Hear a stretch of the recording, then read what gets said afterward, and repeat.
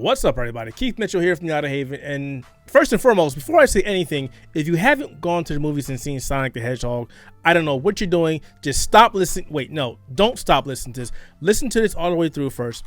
Then go see Sonic the Hedgehog. It's one of the best video game-based movies I've seen in quite some time. I've already seen it once. I'm going back to see it again this weekend. So, wanted to pitch Sonic the Hedgehog. If you love video games and you're a fan of Sonic the Hedgehog, don't worry, it's not bad. Please go check it out. All right, I talk Sonic. That's out of the way. Now, over the past weekend, I had a chance to check out Ninja Theory's Melee team game, or team Melee base game, whatever you want to call it, Bleeding Edge, for both the Xbox One and also the Windows PC. I played it on PC because I'm more of a PC gamer than a console gamer. And, you know, I recorded some footage of the game, and I played a good 6-7 hours of the game over the weekend. And there's a lot that the game has going forward, and it has a lot of stuff that I think needs to be corrected or some kind of incentive put in place. I'm not exactly sure how to actually phrase it. So this is more of a breakdown of what I thought about the game as I played it over the past weekend. Let's talk about the performance first. So again, I did play on Windows 10.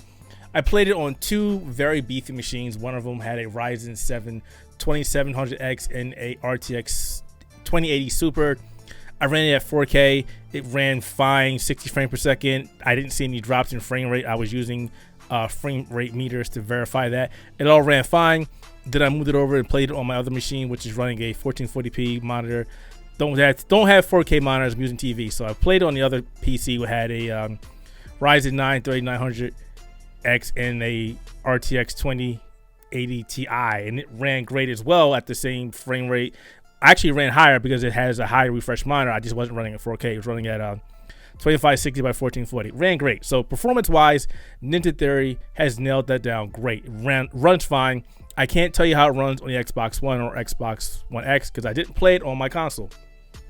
That said, I've seen a couple people complaining about the designs of the characters. Some were complaining about the tropes, mainly with some of the characters. I'm not going to go into that because I thought the designs were fine. Some of them were definitely off the wall. But I appreciated each and every one of them. Though I do wish that they kind of moved away from more traditional and probably, I don't want to say played it safe, but maybe move away from the tropes. Maybe move away from the tropes so much. But oh no, I like the designs. I like the areas. I love the maps. The maps were actually pretty cool. I wish there were more maps, but it was a beta. I suspect there will be more in the full game. I really hope there's going to be more in the full game. But yeah, I was fine with what I saw at the beta. It was colorful. Everything was bright. Everything was vivid. I had no problems with that whatsoever. What I do have a problem with, and I guess I'll talk about the cons before I talk about the pros, is it is a team-based game. And as it is right now, there is a huge negative for the game. And I'm talking about the roles, getting people to play certain roles, and getting people to actually understand that this is a team-based game. I can't begin to tell you how many games I've landed in and there were nothing but DPS, or DPS and one tank, or a random assortment of that, but nobody wanted to play the support class, which I get. People don't want to be healers because that always has a negative stigma that healers don't do anything, or healers sit in the back and just heal and then run when there's a firefight, which is not really true. Some of these healers in this game can do some really decent damage while throwing out the heals. In fact, there's one character that she must do damage in order to heal herself. I really like that design. It makes you get up into the combat instead of just sitting behind the back, and it's very rewarding. But at the same time, I've also had games where people were playing the healers and they were just doing DPS and nothing else. And then even still, a good example was one game we had a good team makeup. We had two DPS, we had a tank, and we had a healer. I was playing the tank. And one of the healer decided that they were going to DPS and they weren't helping us. We were sitting there contesting a point, and they damaged us all down. They got us all down, and obviously they didn't focus on the healer. So the healer was left. And what did the healer do? Instead of trying to retreat, the healer ran straight into the combat. And I'm like, wait, it's 4 versus 1. You're a healer. What in the heck are you doing? Do not do that. At the same time, we had other instances where the healer would just sit there and would throw a heal occasionally and would do nothing.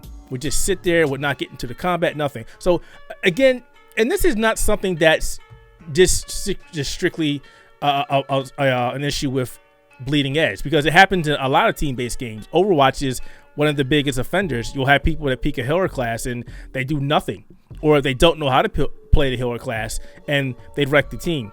And there's a difference between not knowing how to play your character, which everybody has that same problem. We all fall into where brand new character, never played before, I'm learning the ropes. I have zero issues with that.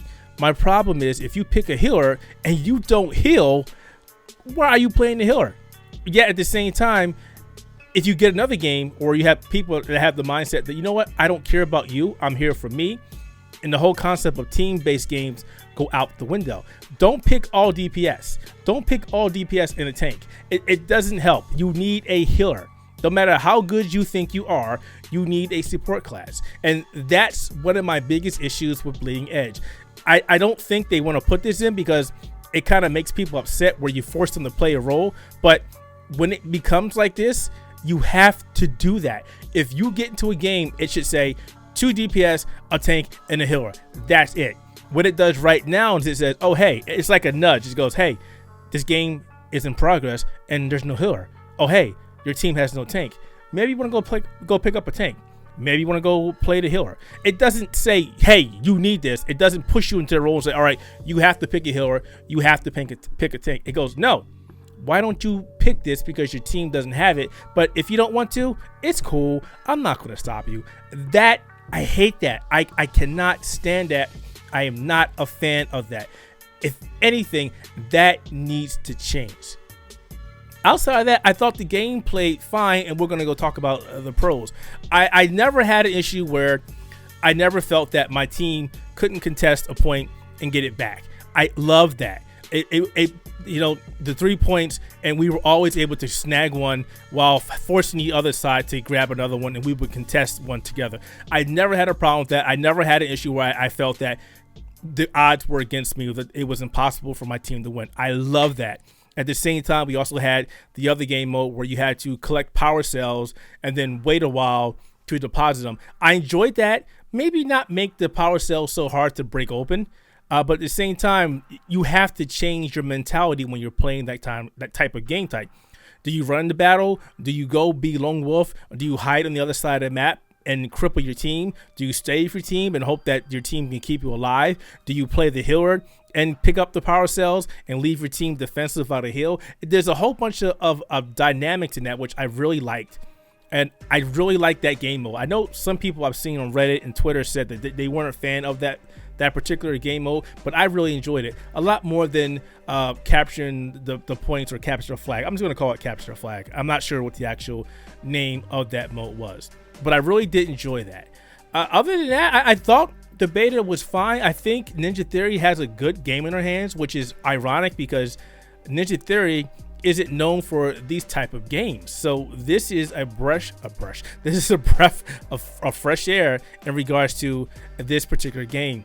And I really hope they take notice of other games like this on the market, like Overwatch. Overwatch, again, is going to be the game that draws the most similarities because they're very similar. They do things the very same.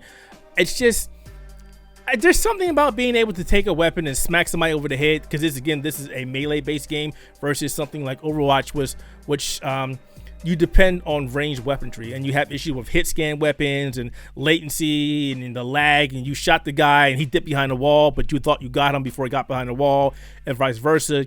You hit behind the wall, but the guy shot you even though you were behind the wall for like 10 minutes and it still killed you. That's something that can be avoided in this game because it's a melee. You have to be next to the character. There's not a lot of prediction going on there. I like that. And at the same time, I really liked the characters. I liked how the characters mess with each other. I particularly liked how they set up the 3 killers. They all have, or 3 or 4 heroes, I don't remember. They all have their own individuality where they all perform differently. They're not all like, oh, this guy does this the same this guy does, but this one does something a little differently. No, these are completely radical changes, and I love them.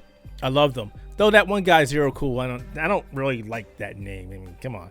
That reminds me of Hackers, the movie. You know, it's kind of weird. Change that name up.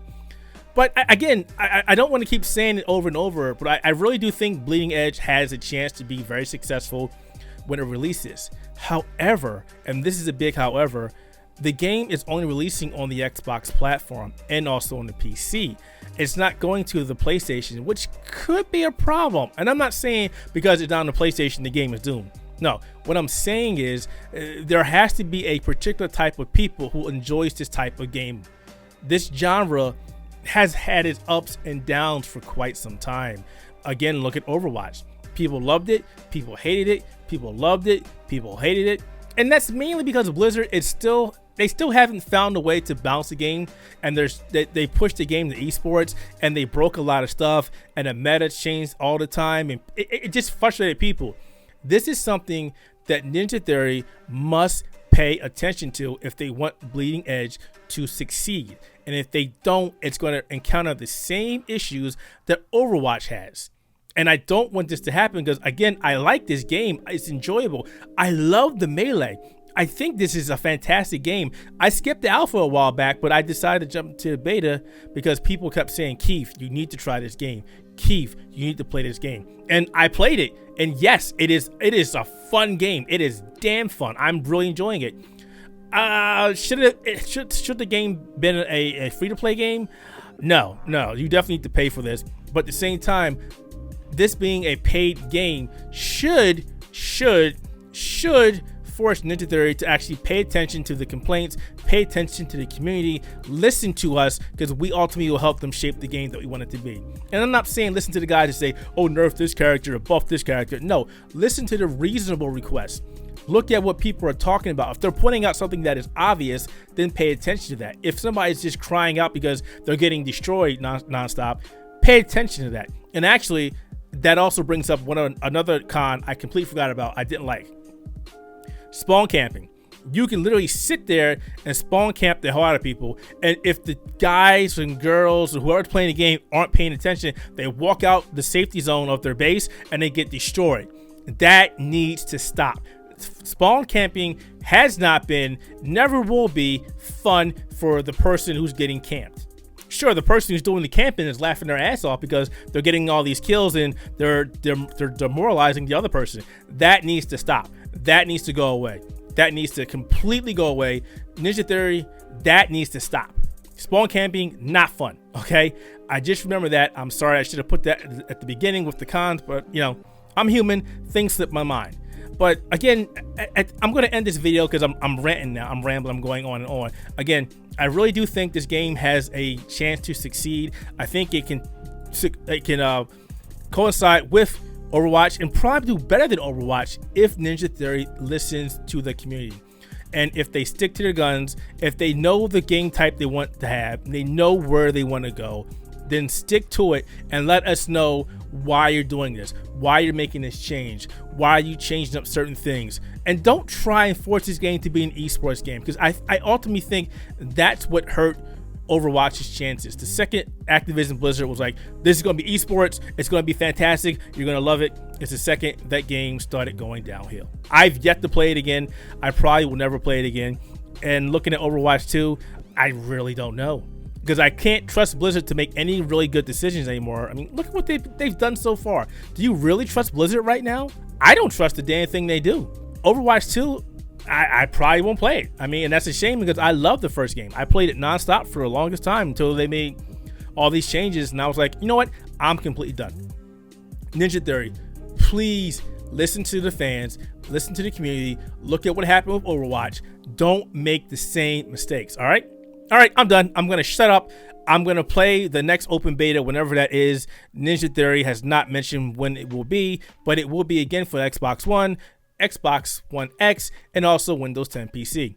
All right, once again, everybody, this is Keith Mitchell from the Outerhaven. And if you like this video, give it a like. Maybe subscribe to our channel. And if you have any questions or any comments, you think I'm wrong, you think I'm in the right, please leave the comments in the comment section. I want to have a healthy debate. I want to take whatever I have and send this to Ninja Theory because I ultimately want Bleeding Edge to succeed. All right, thank you for watching.